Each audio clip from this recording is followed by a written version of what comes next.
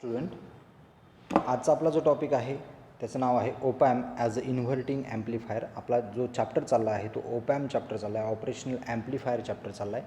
त्यातला 7वा टॉपिक आपण आज पाहणार आहोत, ओपॅम ॲज अ इन्व्हर्टिंग ॲम्प्लिफायर. आता आपल्याला हे ॲप्लिकेशन शिकायचे आहेत, जसं की इन्व्हर्टिंग ॲम्प्लिफायर असेल, नॉन इन्व्हर्टिंग ॲम्प्लिफायर असेल, ॲडर असेल, सबस्ट्रॅक्शन असेल. ठीक आहे, तर त्यातला जो आपला पहिलं ॲप्लिकेशन आहे इन्व्हर्टिंग ॲम्प्लिफायर, हा आज आपल्या लेक्चरमध्ये आपल्याला शिकायचं आहे. पण त्या अगोदर आपल्याला एक बेसिक कन्सेप्ट शिकायची आहे, त्याचं नाव आहे व्हर्च्युअल ग्राउंड कन्सेप्ट. ही जो आपला इन्व्हर्टिंग ओपॅम आहे त्या इन्व्हर्टिंग ओपॅममध्ये मेन कन्सेप्ट आहे व्हर्च्युअल ग्राउंड कन्सेप्ट, जी की आपल्याला ॲडर असेल, सबस्ट्रॅक्टर असेल, नॉन इन्व्हर्टिंग ॲम्प्लिफायर असेल, या सगळ्यांमध्ये आपल्याला ती लागू पडणार आहे. त्यामुळे आपण आता ती सगळ्यात अगोदर समजून घेऊ की नक्की व्हर्च्युअल ग्राउंड कन्सेप्ट कशाला म्हणायचं. डायग्रॅम तुम्हाला दिसती आहे, ही विथ फीडबॅक आहे. इथे निगेटिव्ह फीडबॅक वापरला गेलेला आहे. कालच्या लेक्चरमध्ये आपण शिकलो की फीडबॅक का गरजेचा आहे. तर आज आपल्याला शिकायचं आहे की फीडबॅक आपण का घेतो, तर आपल्याला गेन हा कंट्रोल करण्यासाठी, आपण जो काही गेन आपला कंट्रोल करण्यासाठी किंवा स्टेबल आउटपुट घेण्यासाठी आपण काय करत असतो, तर स्टेबल आउटपुट घेण्यासाठी आपल्याला ह्या फीडबॅकची गरज पडते आणि गेन कंट्रोल करण्यासाठी आपल्याला फीडबॅकची गरज पडते. ह्या दोन कारणामुळे आपण फीडबॅक रेजिस्टर किंवा फीडबॅक ओपॅममध्ये वापरत असतो. तर इथे फीडबॅकचा ओपॅम आपण यूज केलेला आहे. ही डायग्रॅम जी आहे ती ओपॅम ॲज अ इन्व्हर्टिंग ॲम्प्लिफायरची डायग्रॅम आहे. याच्यामध्ये तुम्हाला दिसेल की तुम्ही जे काही इनपुट व्होल्टेज जोडलेलं आहे, जे काही इनपुट व्होल्टेज जोडलेलं आहे ते तुम्ही ओपॅमच्या निगेटिव्ह टर्मिनलला जोडलेलं आहे. आणि हे जे काही निगेटिव्ह टर्मिनलला जोडलं म्हणजे त्याला तुम्ही काय म्हणता, निगेटिव्ह टर्मिनलला काय म्हणता, इन्व्हर्टिंग टर्मिनल असं म्हणता, आणि प्लस टर्मिनलला काय म्हणता, नॉन इन्व्हर्टिंग टर्मिनल म्हणता. बरोबर. तर हे जे काही इनपुट तुम्ही इन्व्हर्टिंग टर्मिनलला जोडलेलं आहे आणि आउटपुट घेत आहे, म्हणून याला काय म्हटलं जातं, इन्व्हर्टिंग ॲम्प्लिफायर असं म्हटलं जातं. आणि ज्यावेळेस तुम्ही इनपुट हे नॉन इन्व्हर्टिंग टर्मिनलला जोडता म्हणजे प्लस टर्मिनलला जोडता, त्यावेळेस तुम्ही ॲम्प्लिफायरला काय म्हणाल, नॉन इन्व्हर्टिंग ॲम्प्लिफायर. आता सध्या आपण जे काही इनपुट जोडलेलं आहे ते कशाला जोडलेलं आहे, इन्व्हर्टिंग टर्मिनलला जोडले आहे, म्हणून याला सगळ्या ह्या डायग्रॅमला काय म्हणायचं, इन्व्हर्टिंग ॲम्प्लिफायर असं म्हणायचं. ठीक आहे. यामध्ये तुम्हाला जो काही इनपुट व्होल्टेज दिलेला आहे, इनपुट व्होल्टेज तुम्ही through the resistor R in, हा जो काही आर इनचा रेजिस्टर आहे, या आर इनच्या रेजिस्टर थ्रू तुम्ही काय केलेलं आहे, इथे इनपुट व्होल्टेज दिलेलं आहे. आणि त्यातून जो वाहणारा करंट असतो तो आहे आय इन, म्हणजे इनपुट करंट. ठीक आहे. हा जो ए पॉईंट आहे त्याला लक्षात ठेवा, आपण त्याच्याबद्दल नंतर बोलणार आहे. नंतर आहे जो काही फीडबॅक रेजिस्टर, त्याचं नाव आहे R F. R F resistor इथे दाखवलेला आहे, म्हणजे फीडबॅक रेजिस्टर म्हणतात त्याला. आणि त्याच्यातून जो वाहणारा करंट आहे त्या करंटची डायरेक्शन बघा तुम्ही, जे इनपुट व्होल्टेज आहे तेच आउटपुट साईडला जाते through the feedback resistor R F. आणि जो काही करंट वाहतो आहे त्याचं नाव आहे फीडबॅक करंट, किंवा त्याला आय एफ असं म्हटलेलं आहे. आणि जो काही आर एल आहे, आर एल म्हणजे काय, लोड रेजिस्टर. हा जो काही लोड रेजिस्टन्स आहे, ह्या लोड रेजिस्टन्सच्या ॲक्रॉस तुम्हाला काय भेटतं, आउटपुट व्होल्टेज भेटत आहे. थोडक्यात तुम्हाला ही डायग्रॅम समजली असेल. आणि मेन जो काही नॉन इन्व्हर्टिंग टर्मिनल आहे तो मी या ठिकाणी तो काय केलेला आहे, ग्राउंड केलेला आहे. ठीक आहे. तर इन्व्हर्टिंगची डायग्राम तुम्हाला थोडक्यात समजली असेल की इन्व्हर्टिंगमध्ये काय केलं, थोडक्यात मेन जो मुद्दा आहे तो लक्षात ठेवायचा की जे काही इनपुट तुम्ही देता ते इनपुट तुम्ही कशाला देता, इन्व्हर्टिंग टर्मिनलला देता, आणि नॉन इन्व्हर्टिंग टर्मिनल त्यावेळेस काय असतं, ग्राउंड असतं. ठीक आहे. आणि फीडबॅक रेजिस्टर आपण इथे जोडलेला आहे कशासाठी, गेन कंट्रोल करण्यासाठी आणि आउटपुट जे आहे ते स्टेबल ठेवण्यासाठी आपण फीडबॅक रेजिस्टर जोडलेला आहे. ठीक आहे. आपण पाहत आहोत व्हर्च्युअल ग्राउंड कन्सेप्ट. आता व्हर्च्युअल ग्राउंड कन्सेप्ट ही समजण्यासाठी तुम्हाला हीच जी काही डायग्रॅम आहे, ही तुम्हाला थोडक्यात त्याची सर्किट डायग्रॅम, म्हणजे मी काय केलं, मधली जो काय ओपॅमचा सिम्बॉल आहे तो काढून टाकला आणि फक्त रेजिस्टर ठेवलेले आहेत. तर ती डायग्रॅम कशी दिसेल, तर या पद्धतीने दिसेल. बघा, सेम डायग्रॅम आहे. आर इन इथे दिसतोय, इथे पण दिसतोय, आर एफ इथे दिसतोय, इथे पण दिसतोय, आणि आर एल पण दिसतोय. म्हणजे डायग्रॅम मी सेम टू सेम काढलेली आहे. फक्त त्याची जी काही थोडक्यात इक्विव्हॅलंट डायग्रॅम मी इथे काढलेली आहे, त्या जो काय ओपॅम आहे तो कट करून टाकलेला आहे. आपल्याला व्हर्च्युअल ग्राउंड कन्सेप्ट समजण्यासाठी मी ही डायग्रॅम इथे काढलेली आहे. आता ह्या डायग्रॅममध्ये तुम्हाला इथे दिसतंय की इथे मी व्ही इन दिलेलं आहे. ठीक आहे. इथे आय इन त्याच्यातून फ्लो होतो आहे through the resistor R in, बरोबर, या ठिकाणाहून. आणि नंतर इथे ए पॉईंट आहे, मी मगाशी म्हटलं होतं ए पॉईंटला लक्षात ठेवा, ए पॉईंटला इथं काय आहे, ग्राउंड केलेलं आहे.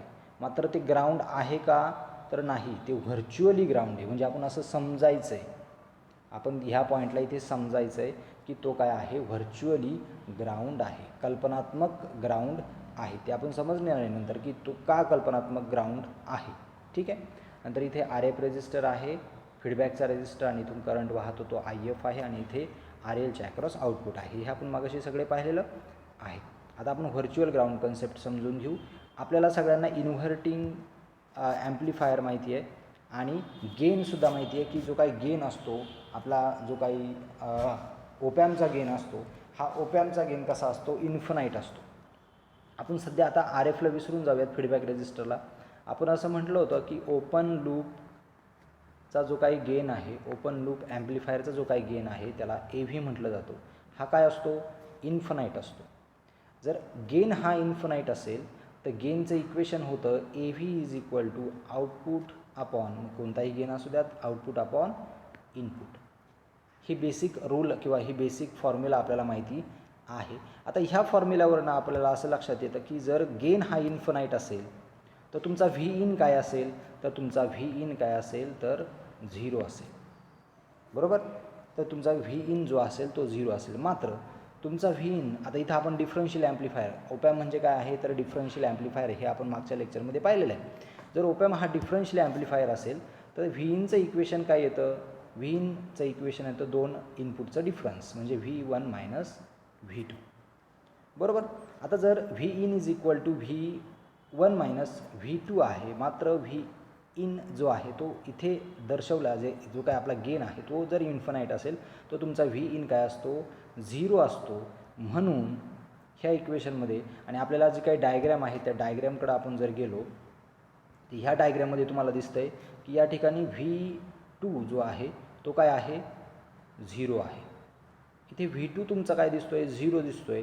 मग आपण परत एकदा इक्वेशनकडे येऊ द्यात. आता जर मला सांगा, ह्या इक्वेशनमध्ये जर तुमचा V2 0 असेल, व्ही इन 0 असेल आणि V2 0 असेल, तर V1 काय असेल, तर V1 सुद्धा काय असेल, 0 असेल. ठीक आहे. V1 जर 0 असेल, इन आपण कल्पनात्मक होण्या व्हर्च्युअली तो काय असतो, 0 असतो. म्हणून या ठिकाणी बघा, हे जे काही इक्वेशन दर्शवतं आहे आपल्याला, V1 इज इक्वल टू 0, कारण का गेन हा जास्त असतो, आणि गेन जर जास्त असेल तर दोघांमधला डिफरन्स हा 0 असतो. मात्र इथं V2ची व्हॅल्यू जी आहे किंवा V2 जो आहे तो काय असतो, ऑलरेडी 0 आहे. म्हणून आपल्याला असं समजतं की V1 सुद्धा काय आहे, 0 आहे. आता V1 म्हणजे जे काही दुसरं इनपुट आहे ते जर 0 आहे, आपण या डायग्रामकडे जाऊयात. V1 जर आपण म्हटलं इथे काय आहे, हा 0 आहे, म्हणजे इथे काय असेल, हे जे काही टर्मिनल असेल, ए टर्मिनल, ते काय असेल, ग्राउंड असेल. समजलं आहे, मी ती ह्या डायग्राममध्ये काढलेलं आहे. म्हणजेच ए टर्मिनल जे असेल ते काय असेल, इथे ग्राउंड असेल. म्हणजे ते काय असेल, ए टर्मिनल हे काय असेल, 0 असेल. आणि ह्या रूल्सनुसार किंवा ह्या संकल्पनेनुसार इथे तुमचा ए टर्मिनल जो आहे तो काय येतो, 0 येतो. आणि ह्या संकल्पनेला म्हटलं जातं व्हर्च्युअल ग्राउंड कन्सेप्ट. समजलं आहे. कारण आपल्या जी काही सिस्टीम आहे, ओपॅमचा जो काही ओपन लूप गेन आहे तो काय आहे, या ठिकाणी हाय असतो. आणि तो जर हाय असेल, तुमचं इनपुट व्होल्टेज हे स्मॉल असावं किंवा ते 0 असावं. पण प्रॅक्टिकली तसं नसतं. प्रॅक्टिकली जे काही इनपुट व्होल्टेज जे आहे ते कसं असतं, ॲज स्मॉल ॲज पॉसिबल, ते खूप कमी आणि कमी असतं, बरोबर. तर हे जर कमी असेल म्हणजे करंटसुद्धा हा कमी असेल. आणि ए टर्मिनल तुमचा व्हर्च्युअली ग्राउंड आहे, रिअली नाही, हे समजून घ्या. रिअली आणि व्हर्च्युअली, कल्पनात्मक आणि खरोखरचं, याच्यामध्ये थोडासा फरक आहे. तर इथे जो काही ए टर्मिनल आहे तो व्हर्च्युअली ग्राउंड आहे. इथपर्यंत सगळ्यांना समजलं आहे, ठीक आहे. आता आपण पुढे जाऊयात की जो काही इन्व्हर्टिंग टर्मिनल आहे किंवा आपल्याला इन्व्हर्टिंग ॲम्प्लिफायर आपल्याला समजायचं. इथे आपल्याला व्हर्च्युअल ग्राउंड कन्सेप्ट समजली थोडक्यात. व्हर्च्युअल ग्राउंड कन्सेप्टनुसार आपल्याला समजलं का ए पॉईंट हा काय असतो, नेहमी हा ग्राउंड असतो. किंवा इन्व्हर्टिंगचा जो काही ए पॉईंट आहे तो काय असतो, नेहमी ग्राउंड असतो. मात्र कोणत्या कन्सेप्टनुसार, व्हर्च्युअल ग्राउंड कन्सेप्टनुसार तो काय असतो, ग्राउंड असतो. हे आपल्याला इथपर्यंत समजलं, ठीक आहे. आता आपण पुढे जाऊयात. हीच डायग्रॅम जी आहे त्या डायग्रॅमला मी थोडक्यात वेगळं रूपांतर देतो. ही जी काही डायग्रॅम आहे याला आपण काय करूयात, थोडासा चेंज केला मी. इथे आपण एका रेष मारून ग्राउंड केलं होतं, इथं मी वेगळ्या पद्धतीने केलं. हे इक्वेशन सध्या मी आपल्याला तर नेक्स्ट इक्वेशन बघायचं आहे, त्यामुळे मी याला जरा डिलीट करतो.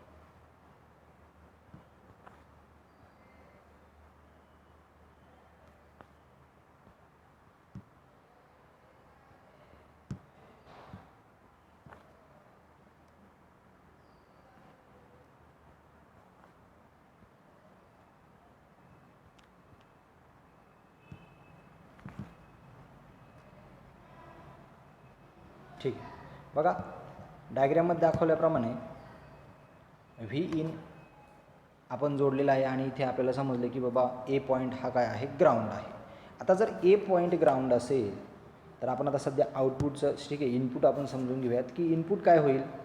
तर बघा जर तुमचा ए पॉईंट हा ग्राउंड असेल, ए पॉईंट हा ग्राउंड असेल, ए पॉईंट जर ग्राउंड असेल तर इथे तुमच्या लक्षात येईल की आर इन, बघा इथे व्ही इन तुमचा काय आहे, इथे ग्राउंड आहे.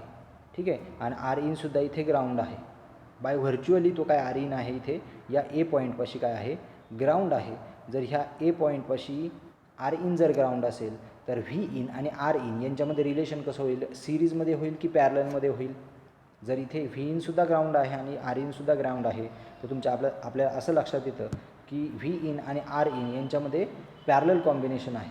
जर पॅरलल कॉम्बिनेशन असेल तर आपण असं काय म्हणू शकतो याला की V in is equal to जे काय व्ही इनचं इक्वेशन होईल ते काय होईल, I in into R in, बरोबर. म्हणजे current by Ohm's law input voltage काय होईल, फक्त आणि फक्त कोणाच्या अक्रॉस असेल तर आर इनच्या अक्रॉस असेल, असं आपल्याला त्या व्हर्च्युअल ग्राउंड कन्सेप्टनुसार समजतं. ठीक आहे, हे आपल्याला एक बेसिक गोष्ट समजली आहे की आय इन जो आहे व्ही इन जो आहे तो काय आहे, इनपुट व्होल्टेज इनपुट करंट आणि रेजिस्टर जो आहे इनपुट रेजिस्टन्स यांच्यामधला जो काही प्रोडक्ट आहे तो म्हणजे आपला व्ही इन आहे. ठीक आहे, हे तुम्हाला व्हर्च्युअल ग्राउंड कन्सेप्टमुळे समजलं. आता आपण आउटपुट इक्वेशन कॅल्क्युलेट करण्याचा प्रयत्न करू.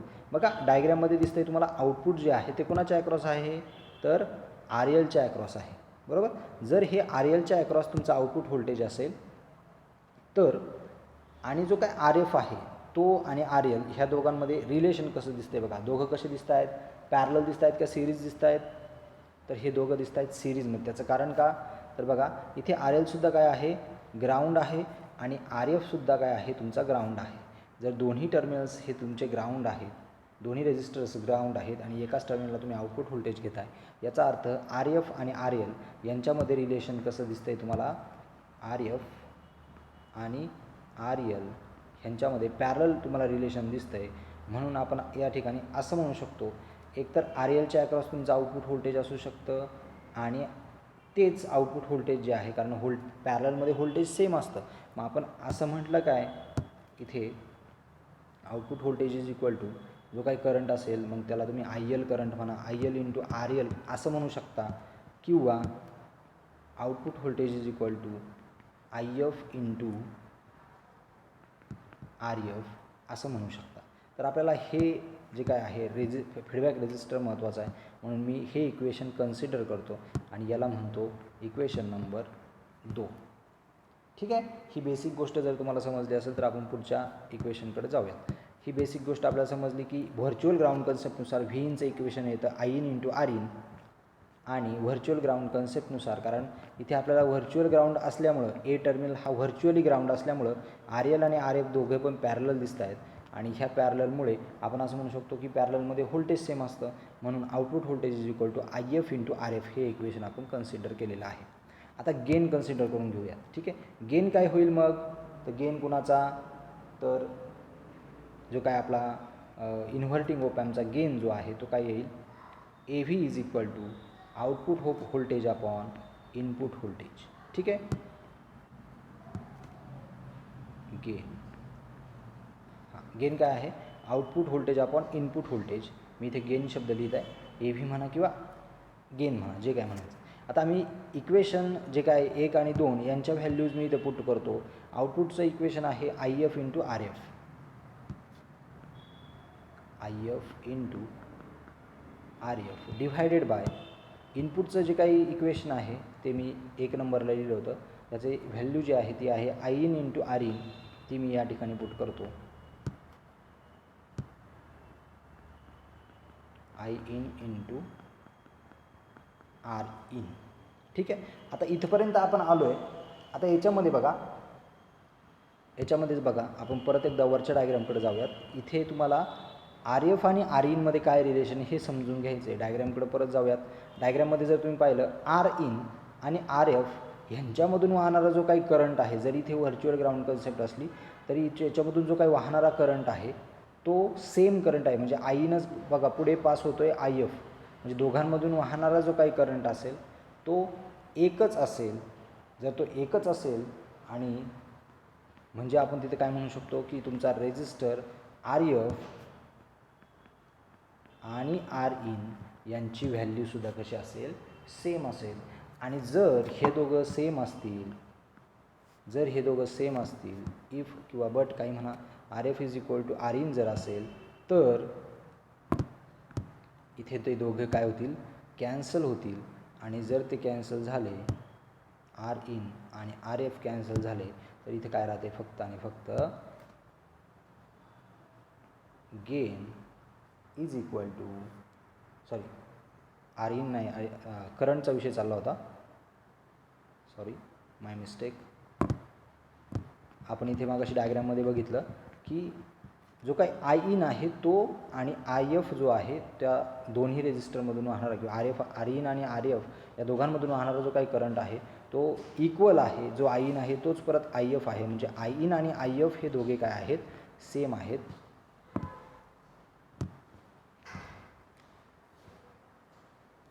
तर इथं आपण काय म्हणू शकतो, आय इन आणि आय एफ हे काय आहेत, सेम जर असतील तर तुमची जी काय व्हॅल्यू आहे, मी परत एकदा इक्वेशन लिहितो, gain is equal to I F into R F divided by I in into R in. या ठिकाणी दोघे पण जर सेम असतील आय इन आणि आय एफ तर ते काय होतील, कॅन्सल. आणि तुम्हाला जे काही गेनचं इक्वेशन आहे ते भेटेल, gain is equal to R F divided by R in. इथपर्यंत सगळ्यांना समजलं आहे. तर हे काय भेटलं तुम्हाला, तुमचा गेन. आता तुमचा परत एकदा आपण डायग्रामकडे जाऊयात. मेन जी डायग्राम होती त्या डायग्रामकडे जाऊयात. ह्या डायग्राममध्ये तुम्हाला दिसतं आहे की जो काही तुमचा ओप एम आहे तो काय आहे, इन्व्हर्टिंग आहे. जे काही इनपुट दिलं आहे तुम्ही इन्व्हर्टिंगला दिलेलं आहे. जर तुम्ही इन्व्हर्टिंगला देत आहे तर ते आउटपुट साईडला काय येणार आहे, त्याचं मायनस सिम्बॉल. कारण का इन्व्हर्जन काय करतो, इन्व्हर्टिंग ॲम्प्लिफायर काय करतो, त्याचं इन्व्हर्जन करतो. म्हणून या ठिकाणी काय येईल, मायनस सिम्बॉल येईल. ठीक आहे, इथपर्यंत समजलं. मग आता आपण इथे काय म्हणू शकतो, आता आउटपुट इक्वेशन आपल्याला कॅल्क्युलेट करायचं आहे. Output equation is equal to काय आहे, गेन. आउटपुट म्हणजे काय, तर गेन इंटू व्ही इन. जसं आपण गेन इज इक्वल टू काय म्हणतो, आउटपुट अपॉन इनपुट, बरोबर. याच्यावरून आपण आउटपुट इक्वेशन काय म्हणू शकतो, output is equal to gain into V in. याची जी काही गेनची व्हॅल्यू आहे, इन्व्हर्टिंग हे जे काही गेन भेटलेलं आहे आपल्याला, हा कुणाचा भेटला आहे, इन्व्हर्टिंग ॲम्प्लिफायरचा भेटलेला आहे. मग तो आपण गेन इथे पुट करूयात. Output voltage is equal to गेनची व्हॅल्यू काय आहे, minus R F upon R in, in bracket झालेलं आहे ते गेनची व्हॅल्यू, इंटू व्ही इन. हे तुमचं जे काही इक्वेशन झालं हे कोणाचं झालं, इन्व्हर्टिंग ओपॅमचं आउटपुट इक्वेशन झालेलं आहे. कोणाचं, इन्व्हर्टिंग ओपॅमचं आउटपुट इक्वेशन या ठिकाणी तुम्हाला दिसते. आणि हे जे काय मायनस सिम्बॉल आहे ते काय दर्शवते, तुमचा जो काय ओपॅम आहे तो काय आहे, इन्व्हर्टिंग ओपॅम आहे. समजलं आहे सगळ्यांना, ठीक.